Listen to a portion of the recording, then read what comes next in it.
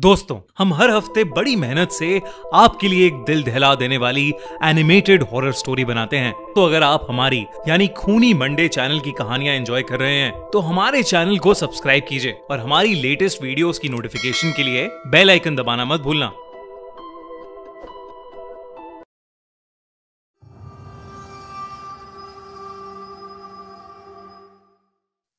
Nainital haunted trip. Sameer और उसके दोस्तों को हर यंगस्टर की तरह ट्रैवल करने का बहुत शौक था और उस साल समीर ने अपने दोस्तों के साथ नैनीताल जाने का प्लान बनाया था। उसके दोस्त रवि और नवीन दोनों ने अपनी बाइक निकाली और वो तीनों चल पड़े नैनीताल की रोड ट्रिप पर। और वो रोड ट्रिप उन्हें कितना बदलने वाली थी ये किसी को भी नहीं पता था। प्लान बनाने वाले समीर को ना ही शैतान में और ना ही भगवान में जरा सा भी भरोसा था, पर इस ट्रिप पर उसके सारे बिलीव्स बदलने वाले थे। समीर और उसके दोस्त ट्रिप के दूसरे दिन ही कहीं बाहर घूमकर अपने होटल वापस जा रहे थे, पर रास्ते में उन्होंने खुद को नैनीताल से करीब 3 किलोमीटर दूर बोवाली रोड पर पाया।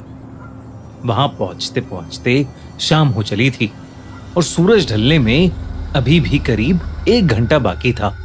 अपने खुराफाती दिमाग के चलते उन्होंने वो जगह एक्सप्लोर करने की सोची और इसी के चलते उन्होंने अपनी बाइक एक बहुत पुराने लोहे के गेट के सामने रोक दी। उस गेट की हालत बहुत खराब थी और वहां दूर दूर तक कोई आदमी नहीं था। बोवाली रोड पर ब्रिटिश एरा में बना कब्रिस्तान अपने इतिहास की वजह से बहुत मशहूर था। कहा जाता था कि यहां एक लैंडस्लाइड का हादसा हुआ था जिसमें करीब 150 लोगों की मौत हो गई थी। तब से यह जगह नैनीताल की सबसे हॉन्टेड जगह मानी जाती है। पर समीर और उसके दोस्त इन कहानियों को सुनने के बाद भी उस जगह को एक्सप्लोर करने के लिए अपनी बाइक से उतर गए और कब्रिस्तान के अंदर बिना कुछ सोचे चलने लगे। उन तीनों में से बस रवि ने इस कब्रिस्तान के बारे में कुछ पढ़ा हुआ था। जैसे ही उसने बाकी दोनों को उस कब्रिस्तान के किस्सों के बारे में बताया, वैसे ही उसके दोनों दोस्त उस कब्रिस्तान को देखने के लिए और भी ज्यादा एक्साइटेड हो गए।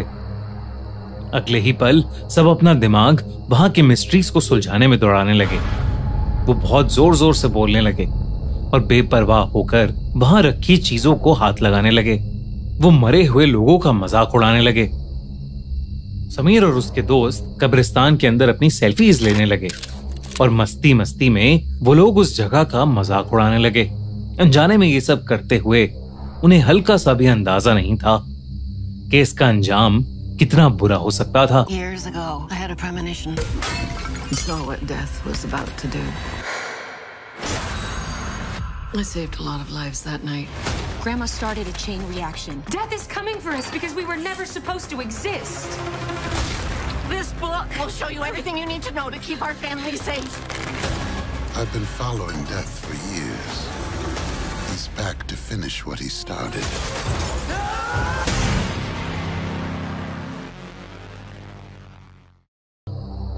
एक आधा घंटा उस कब्रिस्तान में बिताकर तीनों ने वापस अपने होटल जाने का डिसाइड किया। वो अपनी बाइक स्टार्ट करके वापस रोड पर निकल पड़े कि तभी उन्हें पहली बार कुछ अजीब लगा। बस 1 किलोमीटर के ड्राइव के बाद ही समीर और उसके दोस्तों को एक बहुत ही अजीब सी थकान होने लगी और उन्हें अपने पूरे शरीर में बहुत तेज दर्द महसूस होने लगा। वो दर्द धीरे धीरे और बढ़ने लगा, मानो उनके शरीर से कोई उनकी जान निकाल रहा हो। वो तीनों दर्द सहते सहते किसी तरह रोड पर अपनी आंखें टिकाए बस होटल की तरफ अपनी बाइक चला रहे थे। पर होटल रूम पहुंचते ही सबका सर जोर से घूमने लगा। माथा ऐसा गर्म हो गया था कि जैसे किसी ने कोई जली हुई मोमबत्ती उनके सर पर रख दी हो। वो तीनों बुखार से कांपने लगे और तब उन्हें पहली बार अपने साथ किसी के होने का एहसास होने लगा, जैसे वो अकेले नहीं हैं और उनके साथ उस कब्रिस्तान से कोई और भी आया हो। तभी रवि को रूम के शीशे में दिखा कि कुछ काले साए समीर और नवीन के अंदर से उनकी जान खींच रहे हैं और वो लोग धीरे धीरे बेहोश हो रहे हैं। लेकिन इससे पहले रवि कुछ कर पाता उसे चक्कर आने लगे और वो भी बेहोश हो गया। कुछ देर बाद समीर की आंख खुली तो वो और उसके दोनों दोस्त उसी कब्रिस्तान में थे। वो तीनों वहां से बाहर निकलने का रास्ता ढूंढ रहे थे, लेकिन बहुत देर तक भटकने के बाद भी तीनों को बाहर का रास्ता नहीं मिल रहा था। वो उसी कब्रिस्तान में कैद हो चुके थे। रात के अंधेरे में गलती से समीर ने अपना पैर एक कब्र पर रख दिया। उसने नीचे देखा तो वहां नवीन का नाम लिखा था। उसी के बगल में एक और कब्र थी, उस पर रवि का नाम था। जब उसने ध्यान से देखा तो तीसरी कब्र पर समीर, उसका खुद का नाम लिखा था। ये देखकर उसका दिल जोर से धड़कने लगा। तभी समीर के पैरों पर कुछ लुढ़कता हुआ आकर लगा। जब समीर ने देखा तो वो रवि का कटा हुआ सर था। समीर की आंखें फटी की फटी रह गईं।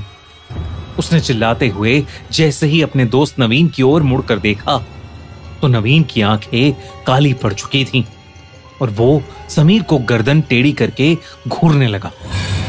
इससे पहले समीर कुछ कर पाता, नवीन ने उसकी गर्दन पकड़कर उसे हवा में उठा लिया। समीर दर्द से छटपटाने लगा कि तभी रवि ने उसे बेहोशी की हालत से उठाया। वो तीनों अभी भी उसी होटल रूम में थे और जो समीर ने देखा वो एक सपना था। जब समीर ने अपना सपना नवीन और रवि को बताया तो उन दोनों ने जो कहा उसे सुनकर तीनों का दिल दहल उठा। रवि और नवीन ने समीर को बताया कि उन्होंने भी हूबहू वैसा ही सपना देखा है जैसा समीर ने देखा है। खौफ से कांपते हुए वो तीनों रिसेप्शन की तरफ भागे। रिसेप्शन पर खड़ा वेटर अजय वहीं का रहने वाला एक पहाड़ी आदमी था। वो वहां के भूत प्रेत के किस्सों से काफी वाकिफ था। समीर से बात करने पर उसे इस बात का यकीन हो गया था कि उन लड़कों ने अनजाने में उस भूतिया कब्रिस्तान की आत्माओं को नाराज कर दिया है और अब हर जगह वो आत्माएं उन तीनों का पीछा करती रहेंगी। अजय नैनीताल की पहाड़ी प्रथा बचपन से सीखता हुआ बड़ा हुआ था। वो उन्हें वापस उनके रूम के अंदर ले गया। उसने तीनों लड़कों को एक सर्कल में बिठाया और उसके पीछे पीछे मंत्र रिपीट करने को बोला। उसने उनसे कहा कि चाहे उन्हें कुछ भी दिखे, उन्हें मंत्र पढ़ते रहना है। अजय ने अपनी आंखें बंद की और आत्माओं से माफी मांगने लगा, जिसको तीनों दोहराने लगे। और तभी उन तीनों को दिखा कि कई काले साए हवा में उनके आसपास मंडरा रहे हैं, चक्कर लगा रहे हैं। यह दृश्य देखकर तीनों का दिल दहल गया, लेकिन फिर भी वो मंत्र पढ़ते रहे और फिर कुछ ही देर में वो साए वहां से गायब हो गए। अजय ने उन्हें कहा कि अब उस कब्रिस्तान की आत्माओं ने उन्हें माफ कर दिया है और उनका पीछा छोड़ दिया है। उस पूजा के तुरंत बाद ही उन तीनों का शरीर तपना बंद हो गया और अगले दिन सोकर उठने के बाद मानो समीर और उसके दोस्तों को ऐसा लग रहा था जैसे पिछली रात उनको कुछ हुआ ही नहीं था। उनका दर्द, बुखार और चक्कर कभी था ही नहीं। कुछ बचा था तो बस वो भयानक एक्सपीरियंस। उस रात को तो वो कभी नहीं भूल सकते, लेकिन उन्होंने डिसाइड किया कि वो फिर कभी ऐसे लापरवाह नहीं होंगे और फिर कभी किसी कब्रिस्तान में भूल के भी कदम नहीं रखेंगे। दोस्तों, इस वीक थिएटर में रिलीज हो रही है फाइनल डेस्टिनेशन ब्लड लाइन्स, जो कि एक बहुत ही थ्रिलिंग सुपरनैचुरल हॉरर फिल्म है। 15 मई से थिएटर्स में। इस मूवी का बिग स्क्रीन एक्सपीरियंस बिल्कुल भी मिस आउट मत करना। अगर आपको ये वीडियो अच्छी लगी तो हमारा चैनल खूनी मंडे सब्सक्राइब करना बिल्कुल मत भूलना।